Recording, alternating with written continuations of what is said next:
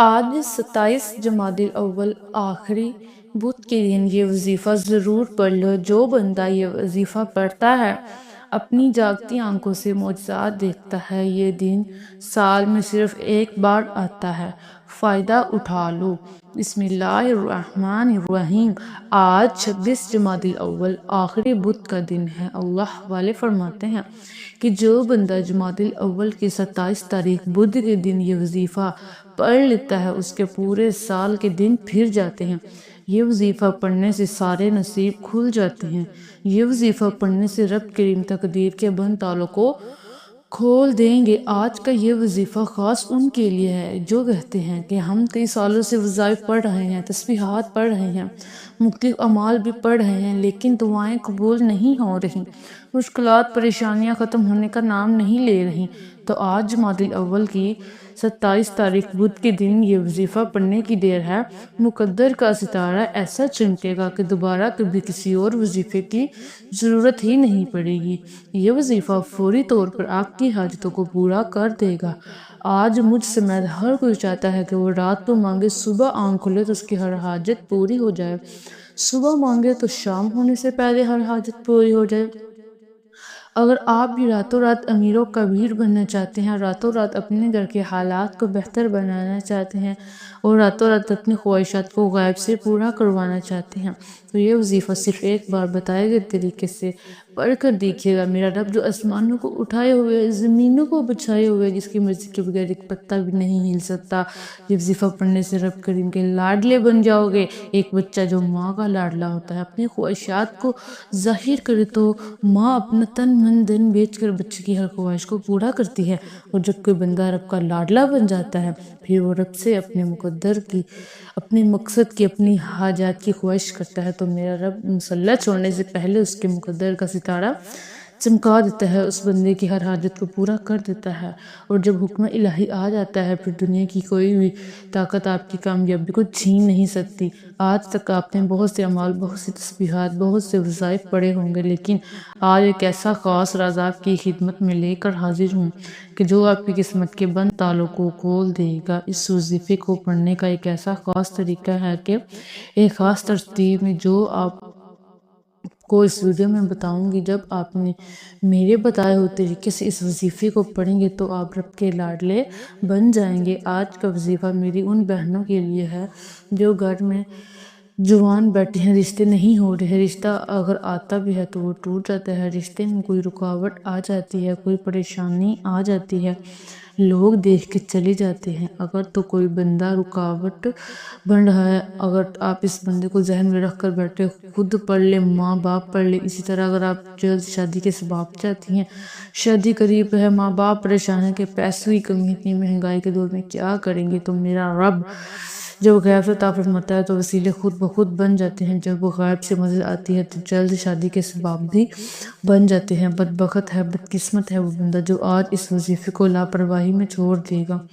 جب کبھی آپ کو پیسوں کی ضرورت پڑے، جب کبھی آپ ایمرجنسی آ جائیں، جب کبھی آپ پر پریشانیاں، مصیبتیں حد سے زیادہ بڑھ جائیں، جب آپ کے راستے میں رکاوٹیں آ جائیں، بندشیں حد سے زیادہ بڑھ جائیں، ہر قدم پر ناکامی مقدر ہو جائے، جب آپ خود کو بند گلی میں محسوس کریں، جب آپ کو کوئی رستہ دکھائی نہ دے، تو پھر آج جمادی الاول کی 27 تاریخ بدھ کے دن یہ وظیفہ ضرور پڑھ لینا۔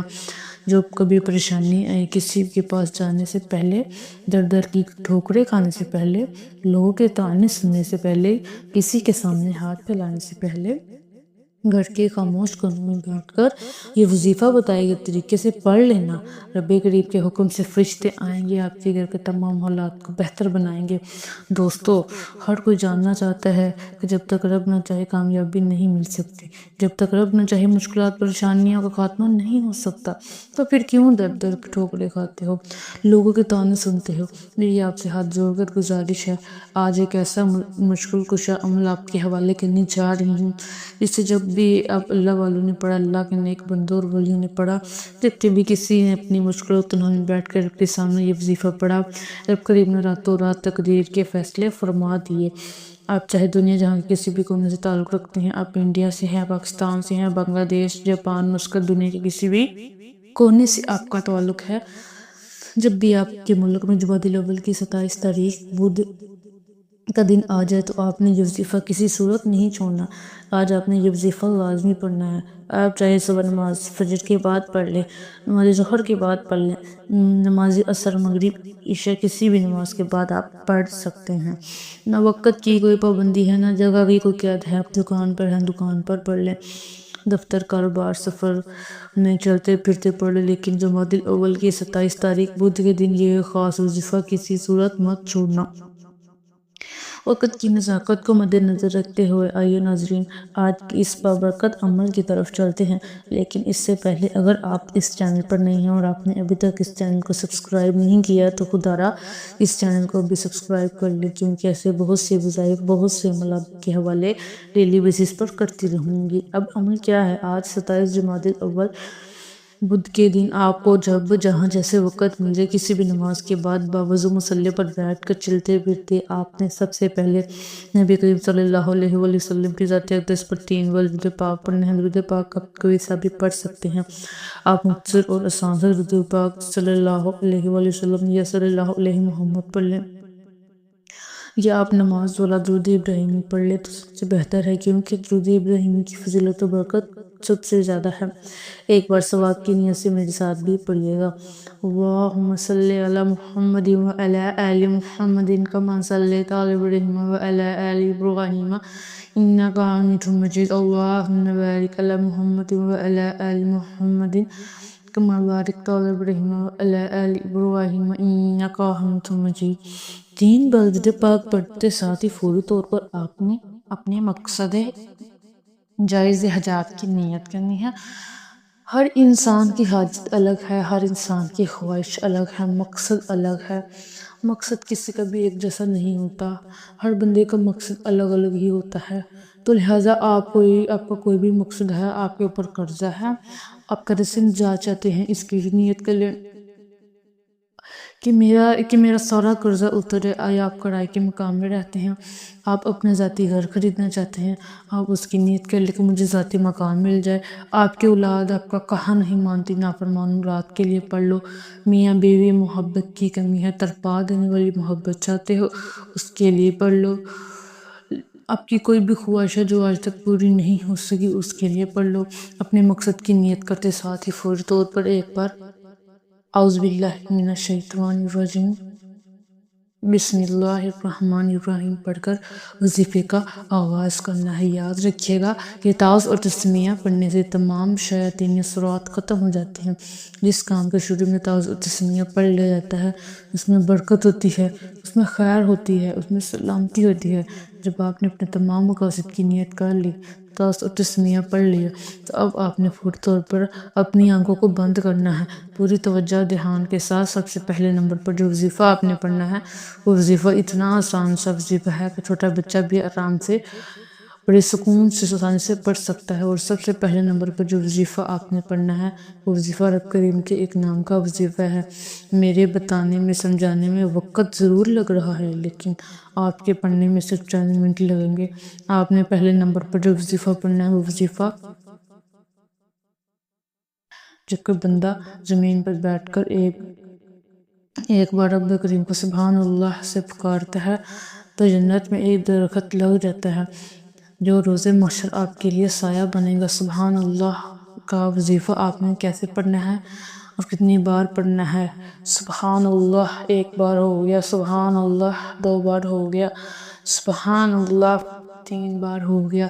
اس طرح سے آپ سبحان اللہ کو اپنے دائیں ہاتھ کی انگلیوں پر پڑھ لیں یا تسبیح کے دانوں پر پڑھ لیں۔ آپ نے صرف 10 بار پڑھنا ہے۔ جب آپ کی زبان پر سے سبحان اللہ نکل رہا ہو، آپ روتے ہوئے، تڑپتے ہوئے، سسکتے ہوئے رب کریم سے مانگتے چلے جائیں۔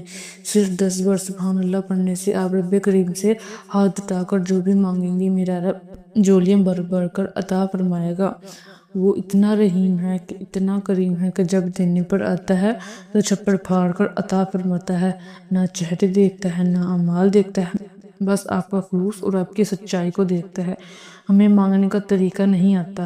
سبحان اللہ پڑھنے سے رب کی تعریف ہوتی ہے، رب کی تعریف کرنے والا رب کا لاڈلا بن جاتا ہے۔ جبکہ بندہ اپنے مشکل وقت میں سبحان اللہ کو صرف 10 بار اپنے مقصد کو ذہن میں رکھ کر پڑھتا ہے، وہ رب کا لاڈلا بن جاتا ہے۔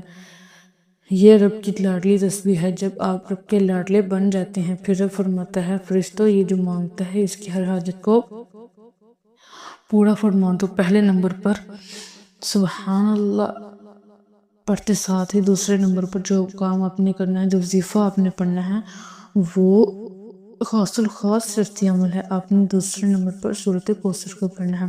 یہ قرآن پاک کی سب سے چھوٹی سورت ہے لیکن اس کے کمالات بہت زیادہ ہیں، اور قرآن پاک کی یہ وہ سورت ہے جسے سورۃ کوثر کہا جاتا ہے۔ سورۃ کوثر جسے رزق اور دولت کا خزانہ کہا جاتا ہے۔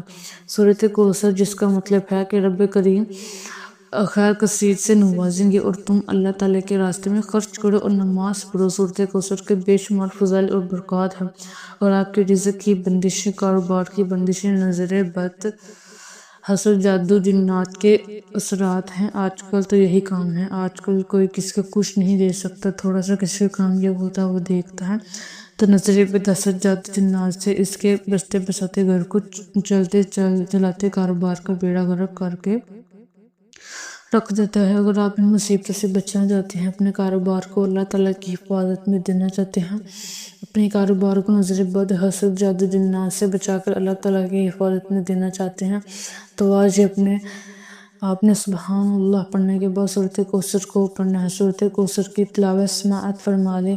بسم اللہ الرحمن الرحیم، انا اعطیناک الکوثر فصلی لربک وانحر ان شانئک ھو الابتر۔ آپ سورۃ کوثر کو ہاتھوں کی انگلی پر پڑھ لیں یا پلاسٹک دانوں پر پڑھ لیں، آپ نے صرف 21 بار پڑھنا ہے۔ آپ اگر کسی مشکل میں، اپنی پریشانی میں، تنگ دستی میں، جب کوئی رستہ دکھائی نہ دے، جب آپ لوگ ہر طرف سے رستے کو بند محسوس کریں، تو جمادی الاول کی 27 تاریخ بدھ کے دن جب وظیفہ پڑھ لینا، دنیا آپ کی قسمت کا، آپ کی کامیابی کا، آپ کی دولت کا تماشا دیکھنے دور دور سے آئے گی۔ سورۃ کوثر پڑھتے دوران آپ نے کسی سے کوئی بات نہیں کرنی، نہ ہی کوئی آپ سے بات کرے گا۔ جب آپ کی زبان سے سورۃ کوثر نکل رہی ہو، آپ اپنی حاجات کو، اپنے مقاصد کو ذہن میں رکھ کر رب کریم سے مانگتے چلیں۔ صرف 21 بار سورۃ کوثر پڑھتے دوران آپ رب کریم سے باہر جتنا بھی مانگیں گے، آپ کی منپسند نوکری، شادی کے لیے پڑھیں، رب کی ذات بہتر نہیں بہترین نوازے گی۔ دوسرے نمبر پر 21 بار سورۃ کوثر پڑھتے ساتھ ہی آج کا تیسرا اور آخری عمل، جس کے بغیر یہ عمل نامکمل ہے، اس کے بغیر آپ کبھی بھی کامیاب ہو ہی نہیں سکتے۔ بعض اوقات جب انسان پر مشکل وقت آتا ہے، پریشانی آتی ہے، مسائل آتے ہیں، ان کی بڑی وجہ گناہوں کی پکڑ ہوتی ہے۔ جب انسان کی گناہوں کی پکڑ ہو جاتی ہے پھر بندہ کچھ بھی کر لے وہ کامیاب نہیں ہو سکتا۔ ابھی بھی وقت ہے رب سے مانگنے کا، بھی ایک وقت ہے رب کریم سے اپنی ہر بات منوانے کا بھی۔ آج آپ نے پہلے پڑھنا ہے، دوسرے نمبر پر 21 بار سورۃ کوثر کو پڑھنا ہے۔ ایک ایک نقطہ، ایک ایک بات، ایک ایک چیز بہت خاص ہے۔ اگر آپ نے اپنی طرف سے پڑھنے کی کوشش کی، جلد بازی کی، تو وظیفہ ضائع ہو جائے گا۔ آپ نے تیسرے نمبر پر استغفر اللہ کو پڑھنا ہے۔ استغفر اللہ پڑھنا ہے۔ جب انسان کی گناہ کی پکڑ ہو جاتی ہے پھر نہ دعائیں قبول ہوتی ہیں، نہ وظیفے کا کوئی فائدہ ہوتا ہے۔ آج میری وہ بہنیں بیٹیاں جو کہتی ہیں کہ ہماری دعائیں قبول نہیں ہوتی، ہمارے خرچے پورے ہونے کا نام نہیں لیتے، ہمارے مسائل ختم ہونے کا نام نہیں لیتے، وہ تیسرے نمبر پر استغفر اللہ کو پڑھ کر دیکھ لے۔ آپ نے استغفر اللہ کو کیسے پڑھنا ہے اور کتنی بار پڑھنا ہے توجہ کیجیے گا۔ استغفر اللہ 1 بار ہو گیا، استغفر اللہ 2 بار ہو گیا، استغفر اللہ 3 بار ہو گیا۔ اس طرح سے آپ استغفر اللہ کو اپنے ہاتھوں انگلی پر پڑھ لیں یا تسبیح دانوں پر پڑھ لیں۔ آپ نے 313 بار پڑھنا ہے۔